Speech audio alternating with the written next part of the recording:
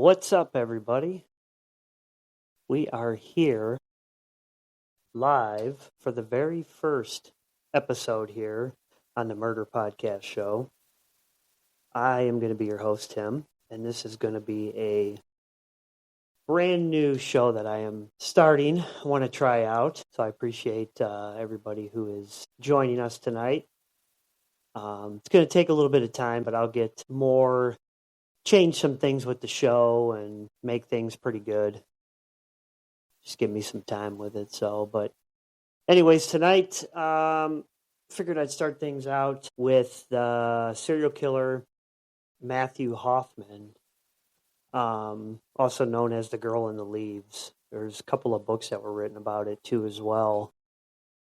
But this was actually in Ohio, which is where I'm from.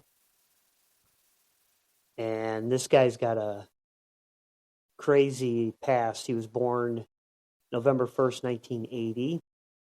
And what he was known for was killing three people. 32-year-old Tina Herman, her 11-year-old son Cody Maynard, and her 41-year-old friend Stephanie Sprang. And then he also kidnapped and raped Sarah Maynard, Herman's 13-year-old daughter. And it was over the course of 4 days, which is just really, really fucked up. So the triple murders took place in Howard, Ohio. Police had traced the purchases. He had purchased tarps found at the scene. Walmart was where he had purchased them at. Go figure. You can buy anything there, you know. You can even buy caskets too, which is, I don't know if a lot of people knew that, but if you go to walmart.com, you can buy caskets there, which I guess is kind of weird, but you know, why not get one when you're grocery shopping? So there's a couple of shows that are done on him too. And what's crazy about it, when he murdered the three victims, he dismembered them and then buried them in a hollow tree, like a big oak tree, which is like, damn, dude, you know? Because you hear of different serial killers and stuff like that, and, you know, you think a lot of them do the basic. You know, they kill somebody, and a lot of them, they'll leave them there at the scene, but it's weird, too, because they want to leave their own mark in some way. Most of them do, you know, Zodiac Killer and the different ones, they leave their mark. And this guy, he dismembered them and buried them in a tree, which I guess it took him more time to find them that way, but it was a 60-foot tall hollow tree. The family was later reported missing in 3 days. They had a 3-day search for the four. Hoffman became a suspect when the items uncovered in the house, large tarp, of course, large garbage bags, were found to be purchased from the store. And then they reviewed video footage of him buying those items and leaving the store as well in his own vehicle. And they went back and found that in the motor vehicle records too as well. And it also came out later that he had been stopped by police in the area where Herman's truck was found and had been released after being questioned as to why it was in that area. And then finally on November 14th, detectives raided his home and he was arrested. Sarah was rescued. He was keeping Sarah, who he had raped over a period of 4 days. He was keeping her in the basement. She survived it, which is The Girl in the Leaves, the one book that I have.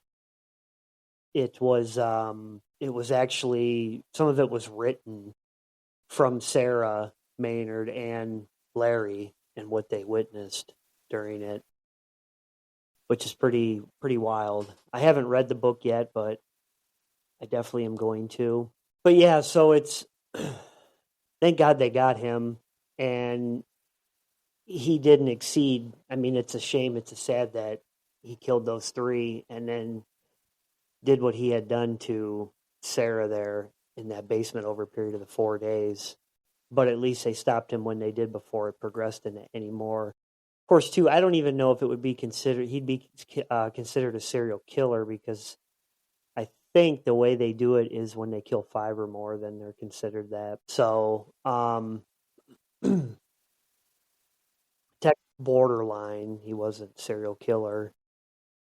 So they stopped him, which is good, thank God. So yeah, it's crazy. He was born in Mount Vernon, Ohio, which not too far from me, probably about 2 hours, maybe hour and 45 from where I'm at, which is wild because Ohio, for some reason, has a lot of serial killers. I don't know why. Dahmer was out of Ohio too as well, which Dahmer was only probably about 30 minutes from where I'm at. And when he lived with his parents, and that was where he buried his first victim. But eventually we'll get into Jeffrey, of course. He's always a big, famous one. And then there was the Cleveland torso killer, too, as well, which we'll definitely get into that. That's a crazy story, for sure. But some of these shows that are out on The Girl in the Leaves, they did an episode on it in season 2 of Deadly Sins, which is titled Small Town Massacre. And then it's also in The Signs of a Psychopath, too. That's a good show. Both of those are actually really good. But there's not like a whole lot to cover on Matthew Hoffman. I mean, he did what he did, unfortunately. You know, he took 3 lives, innocent, too. Because if I remember correctly with him, he was, so yeah, he got, looking at his court record here from his trial. Of course, he got life. He got 3 concurrent counts, jail time, 53 max year life, all concurrent to run. So he got kidnapping, rape, tamper with evidence, abuse of a corpse. So yeah, he got a lot here. Rape was 1 count, jail time credited 53. Tamper, evidence, jail time credit 53 again. Abuse of a corpse was concurrent with the life, 3 counts. Look at the dude's mugshot too, man. He looks like a friggin' creeper, which most of them do. But yeah, it's wild. I'm just trying to look up some research. But anyways. Oh, yeah, the hollow tree. That's just wild to me. Dismembered him, too, you know. Yeah, there were 2 women and an 11-year-old boy. Dismembered him in pieces in garbage bags and placed him inside of the tree. Yeah, once the death penalty was off the table, so they had the death penalty originally, and then they pulled that off. Suspect Matthew Hoffman got down to writing. The unemployed tree trimmer had been arrested after police found 13-year-old Sarah Maynard bound and alive in his basement, on top of a pile of leaves, one of the many piles in the bizarre home. And I remember that too in one of the shows, Signs of a Psychopath, I think. The home everywhere was just covered in leaves. He had bags of just leaves all throughout the house, upstairs in the basement, and then he had her. Hence why they titled that book The Girl in the Leaves. But yeah, it's just crazy that they did that.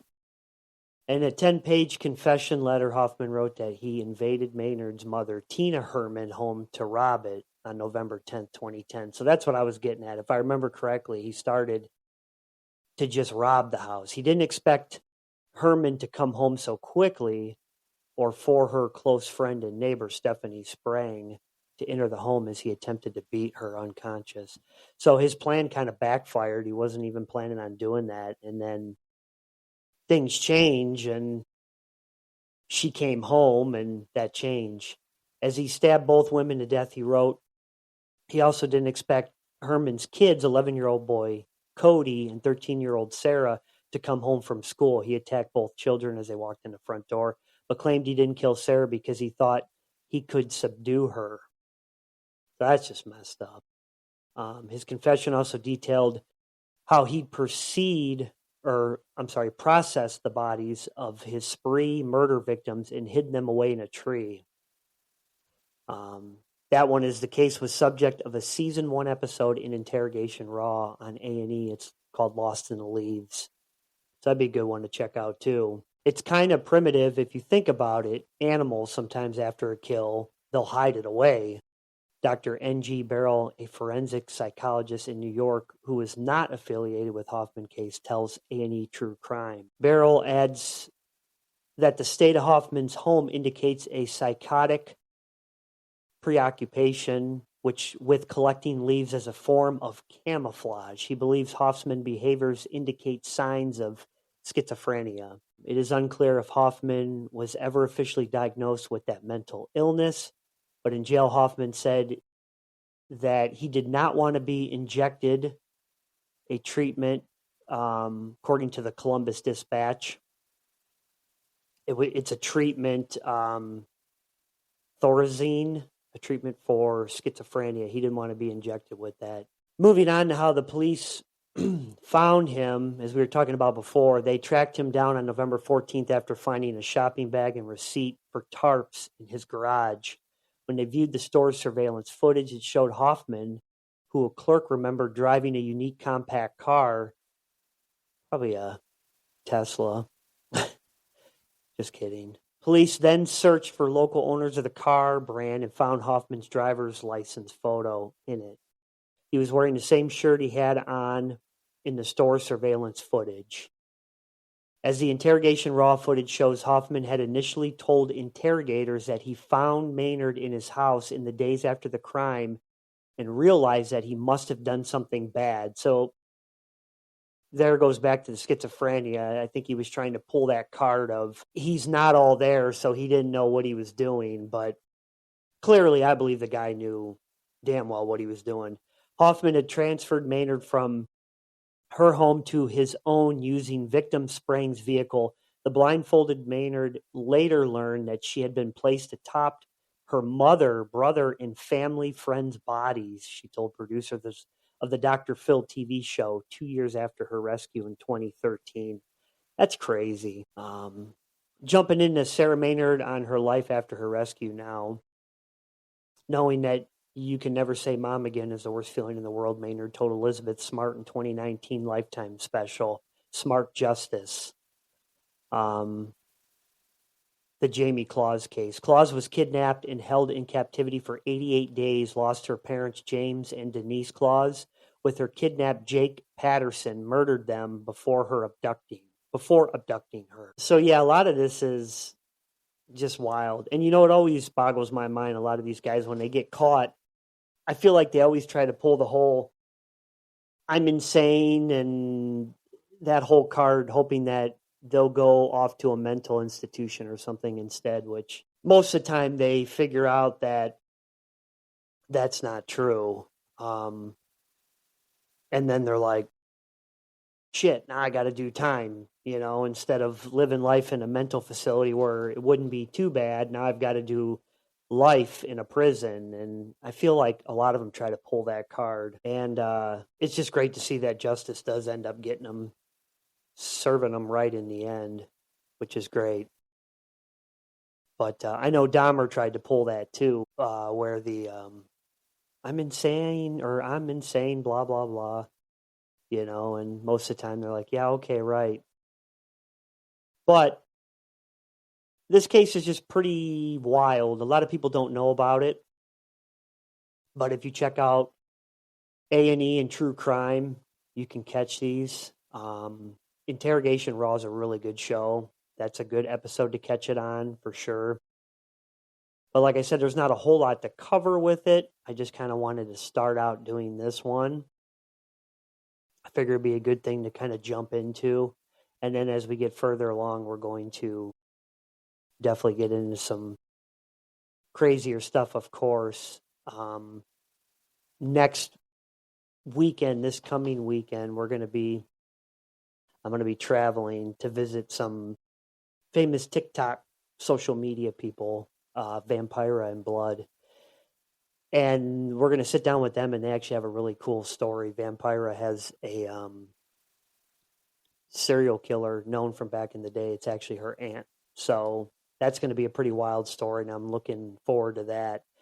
That'll be on Saturday. I'll put it up on here, schedule it so everybody knows, but that's going to be very cool. I got us out.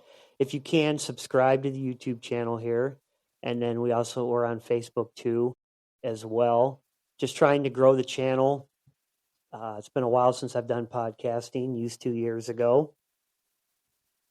Now I'm trying to get back into it. So hopefully we can grow this channel and grow this show and have some fun. Like I said, over time, I'll going to be adding all kinds of stuff. And then we're going to be live streaming it too, hopefully in the next week or so. So everybody will be able to see in here. And for sure, it's going to be fun. Looking forward to it. But anyways, I appreciate everybody jumping in here. I know it was a short one tonight, but that's all right. Very first one. So Matthew Hoffman, The Girl in the Leaves. If you get a chance, look it up. Find a couple of the shows they made on. I think they made some movies on it too as well. And Amazon too. Look up The Girl in the Leaves book. Best-selling author Robert Scott. Like I said, along with Sarah Maynard and Larry Maynard. So Sarah, that was abducted and raped for those 4 days, she wrote this book too. What young Sarah witnessed was terrifying, but she didn't see, what she didn't see was the stuff of nightmares.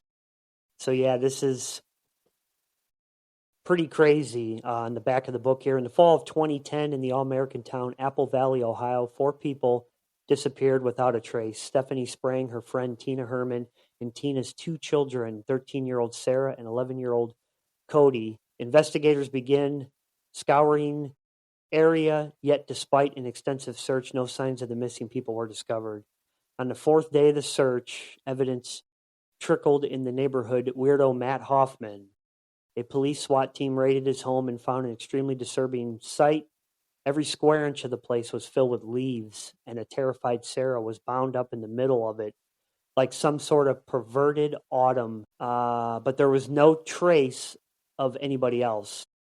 Then came Hoffman's confession to an unspeakable crime that went beyond murder and defied all reason. His tale of the evil would make Sarah's survival and rescue all the more astonishing.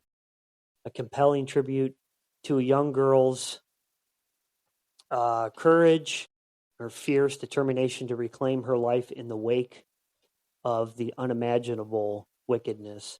So yeah, this looks like a pretty good book. Definitely. But yeah, once again, I appreciate everybody jumping in here. We are the Murder Podcast Show, and I'm going to be your host throughout this whole entire fun journey, Tim.